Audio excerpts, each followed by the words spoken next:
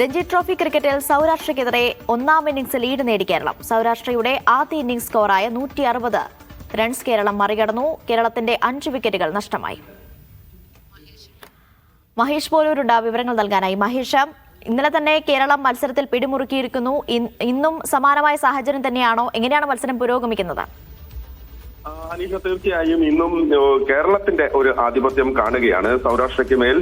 കാരണം ഇന്നലെ കളി അവസാനിപ്പിക്കുമ്പോൾ 82 റൺസ് എന്ന നിലയിലായിരുന്നു. ഇന്നിപ്പോൾ 178-ന് 5 എന്ന നിലയിലേക്ക് കേരളം മാറുകയാണ്.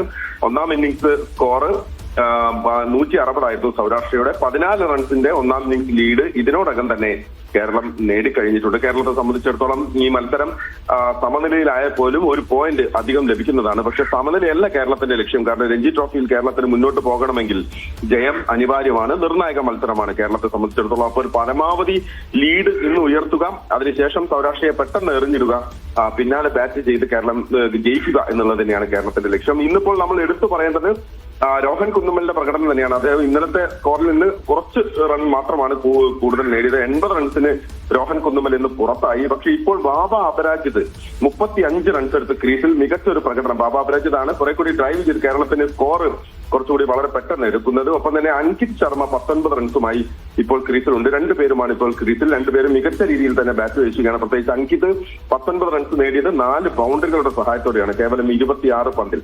മുഹമ്മദ് അസറുദ്ദീൻ ഇന്ന് റൺ എടുക്കാതെ പുറത്തായി. 14 പന്ത് കളിച്ചു, പക്ഷേ അദ്ദേഹത്തിന് അക്കൗണ്ട് തുറക്കാനായില്ല.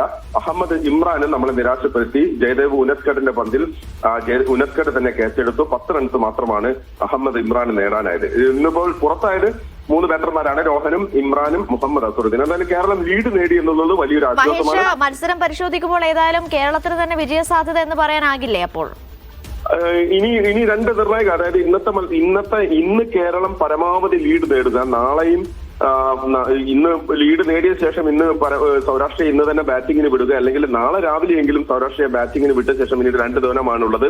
അതിനിടയിൽ സൗരാഷ്ട്ര എത്രയും പെട്ടെന്ന് എറിഞ്ഞിടുക. ഒന്നാം ഇന്നിംഗ്സിലെ ബൌളിംഗ് പെർഫോമൻസ് അതേപടി തുടരുക. പ്രത്യേകിച്ച് ഇപ്പൊ MD നിതീഷ് ആണെങ്കിലും ഏതൻ ഓപ്പിൾ ടോമും ബാബ അപരാജിതൊക്കെ മികച്ച രീതിയിൽ പന്തറിയുന്ന ബൌളർമാരാണ്, വലിയ ഫോമിലുമാണ്.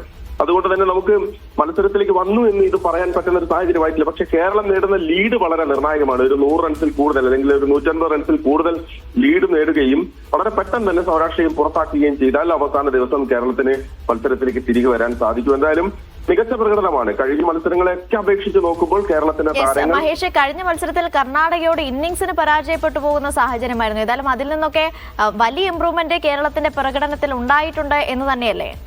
തീർച്ചയായും. ഇപ്പം നമുക്കറിയാം, ഇവിടെ ആദ്യ മത്സരത്തിൽ നടക്കുന്ന സമയത്ത് തന്നെ ആദ്യ മത്സരത്തിൽ MD നിതീഷും NC ബേസിലും അടങ്ങുന്ന ബൌളർമാർ ഇവിടെ തുടക്കത്തിൽ തന്നെ ബാറ്റർമാരെ എറിഞ്ഞിടുന്നത് നമ്മൾ കണ്ടിരുന്നു. ഇന്നലെ യഥാർത്ഥത്തിൽ മത്സരം തുടങ്ങിയ ശേഷം തുടങ്ങുമ്പോൾ തന്നെ കേരളത്തിന് ടോസ് കിട്ടുന്നു.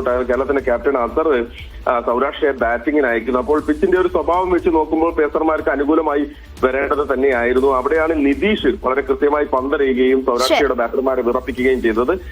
കഴിഞ്ഞ മത്സരങ്ങൾ അപേക്ഷിച്ച് കുറെ കൂടി അഗ്രസീവായി കേരളത്തിന്റെ താരങ്ങൾ കളിക്കുന്നത് തന്നെയാണ് നമ്മൾ കാണുന്നത്. അനീഷ, ഏതായാലും സൗരാഷ്ട്രയ്ക്കെതിരെ കേരളം പിടിമുറുക്കുകയാണ് രഞ്ജി ട്രോഫിയിൽ. മഹേഷ് പോലൂരാണ് വിവരങ്ങൾ നൽകിയത്.